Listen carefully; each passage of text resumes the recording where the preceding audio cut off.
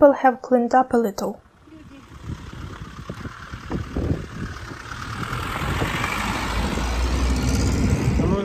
Did rockets get to the yards? Terrible. They got to the houses and yards, smashed dishes, everything broken. They exploded when flying. People got buried under wreckage. People were crawling from under ruins.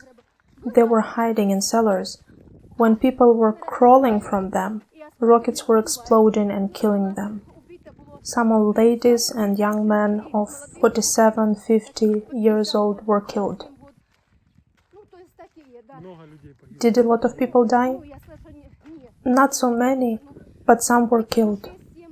Some people were wounded. One lady lost her foot. Did you hide in the cellars? Yes, in cellars. Hello, big boy. Don't bark. I'm not afraid of you. I've brought you some food. I used to have shepherd's dogs. I know how to treat you. Don't bark. Buddy. Good boy. Handsome. It looks like the house is intact, doesn't it? Yeah, I thought just windows were missing. It looks fine. Can you see this? Inside the rooms are damaged. The second floor is ruined. It was my son-in-law's bedroom. This corner is damaged and all windows are smashed. It's okay now when we've covered it, boarded up the windows here and in my mother-in-law's house too. There used to be a shed, it burned down. Thanks God we managed to put out the fire. Shelling started at night, and then planes. They usually flew at night, at about midnight.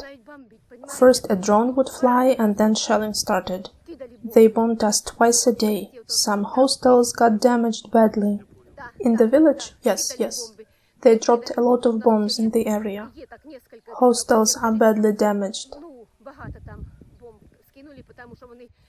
They knew there were our soldiers in the area, and people were hiding in the bomb shelter. It's a good one, you know. So it saved the people, didn't it? Yes. No one I know was hurt there, thanks God. My husband and I would come to our neighbors to help them board up the windows. The neighbors are old, you know, 70, 75 years old. And there would be another wave of shelling. A missile fell in our neighbor's yard, and the roof was damaged.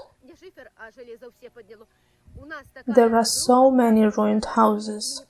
I feel sorry for those which burned, those which didn't catch fire. People could save something of them. If my house had gotten fire, I wouldn't have it now. Luckily, the missile missed the house, and we managed to put out the fire in the yard. It happened at night at 1 a.m. It was terrible.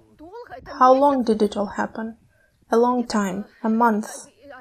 From February, it took them 2 to 3 days to get here from Chernigov village, and then they started shooting. They spread in the area, they wanted to occupy Chernihiv and then head to Kiev, but they didn't manage to do so. Realized it, they got furious. They started ruining all facilities, all of them. They were heading towards the city, so they didn't really ruin the villages. Well, they hit a few places. Mostly, Novoselivka village was damaged. Villages which had farms were damaged. Chernihiv, Stasi, Malinivka villages. That area was all fully damaged. Village Bobrovica. I've been to the village center today, to the markets. It's terrible. That village was bombed badly. It was scary. When there was artillery shelling, it was not so scary for us. We knew if it had got us, we'd have died. But when there was a plane flying over the heads, it was petrifying. My daughter and her 3 children were here in the cellar when the house started burning. She told me about the fire and we came to put it out. She and the children went to another cellar. It was horrifying. My elder granddaughter got wounded, her head was bleeding, and all got so scared. The youngest one got scared. The boy wasn't so much terrified, but he cried too. You know, it was deadly scary. You took some pictures of the village. Yes, I saw it all. It's terrible. You know, it is terrible. It is our common grief. And I'm just asking, what for? You know, people have just started living. When I think about 1945, 1941, when the war started, Germans occupied the country. Our village was burned in 1943, in February, 79 years ago. 79 years ago we were burned to ground. There were only chimneys and cellars left. Everything else was burned.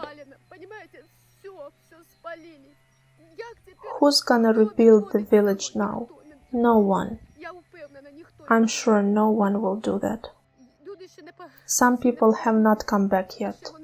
They are staying somewhere, at someone else's homes. There are families who don't have any relatives, their homes burned down. Can you imagine that? I know 3 sisters, their homes burned down. Their sons lived in the hostel. Everything is destroyed. I don't know who's gonna help them all to have at least something back. I can't even imagine it. People are old. They can't do anything themselves, at all. If the authorities don't help us at all, I don't know what's gonna happen to them. Can you imagine that? Well, they can have some humanitarian aid, yes. They can take some food, they can work in the garden and grow something. We are all used to it, but it's not enough. Life continues, I know. But what kind of life is it? What life is it? Children, grandchildren. Where to go? Question, where to go? Why is it happening? What are those with power thinking to do? Who's thinking about Ukraine? Who? It's our country. It was and is. It's Ukraine. They don't get the fact that it's a country. They think it's a brotherly nation, Kiev, Rus, but the history. They did badly at school. You know, I'm a librarian. I read the history, I open books, I do it. I read. I have read that Russian journalists wrote and confirmed that there was Ukraine, and it is now. It is.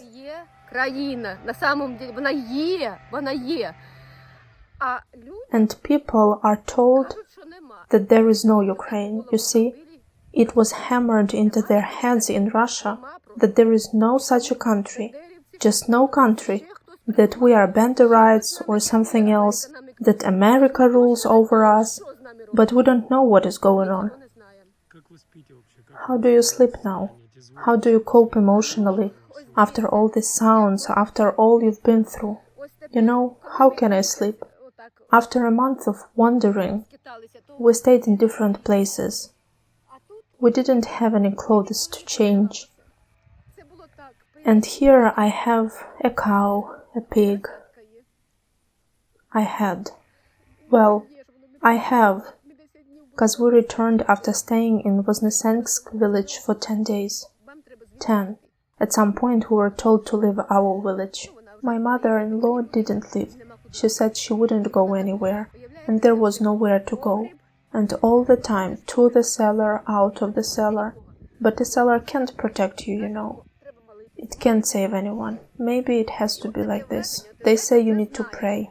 We did. And it was like, we knew that if there had been a drone out flying, shelling was about to start. When all the facilities were destroyed here, they started bombing Bobrovica village, looking for our soldiers to kill. So you can imagine, you're sitting, you can't do anything, Your hands are strange to you. You are sitting and waiting. We ate once a day. We cooked something for ourselves and for our soldiers too. Everybody helped as they could, all together. Can you imagine that? They didn't have any food. We milked our cows and brought others' milk. We collected clothes for those who didn't have them. We tried to help everyone. And then it was so terrible. We walked under Russian attacks. They saw us here in the village. In Voznesensk village, somewhere in the woods, they had their observation points, and they saw us moving around the village. If we didn't do anything suspicious, if they didn't see us with soldiers, they didn't bother us. But my neighbor was torn to pieces on the last day of occupation, on the 31st. She lived next to me, the last house in the street. They probably saw that she was helping soldiers. She would give them water. They were in her yard. And then the enemy got really close. They aimed at the city, but they couldn't get there. When they realized it, they went wild.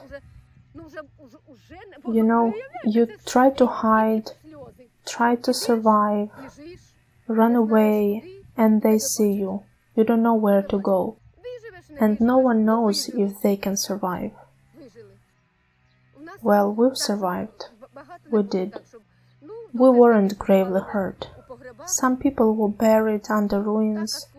Others were wounded. 2 people, 3 people got wounded. Maybe 4. Luba, my friend, was in the hospital for about a month. She had splinters in the body. There are young ladies. One lost her shin, another one lost her foot. Terrible.